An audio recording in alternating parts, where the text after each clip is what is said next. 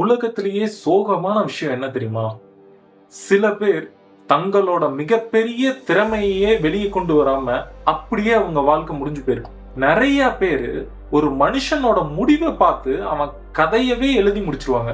அவன் லக்கி, அவனுக்கு டேலண்ட் இருக்கு, அதனாலதான் அந்த கம்பெனில, அதனாலதான் அந்த சம்பளம், ப்ரோக்ராமிங் அவனுக்கு ரொம்ப ஈஸியா வரும். என்னையும் அப்படிதான் சொன்னாங்க. யாரும் பார்க்காதது 1000 தடவை ஒரே விஷயத்த திரும்ப திரும்ப செஞ்ச நாட்கள். ஒரு நாள் கூட நான் ட்ரைனிங் பண்ணாம இருந்ததே இல்ல. நான் ஒருவேளை ட்ரெயின் பண்ணாம இருந்திருந்தா எனக்குள்ள இருந்த மிகப்பெரிய டேலண்ட்டை என்னால கண்டுபிடிச்சிருக்கவே முடியாது. என்னை விட குறைவான டேலண்ட் இருந்த ஒருத்தன் என்னை விட அதிக டிசிப்ளினா இருந்திருந்தா இந்நேரம் அவன் என்னை தாண்டி போயிருப்பான். ஒரு மனிதனோட மிகப்பெரிய தோல்வி இல்லை, தன்னால் என்ன ஆக முடியும் என்பதை ஒருபோதும் கண்டுபிடிக்காமல் வாழ்வது.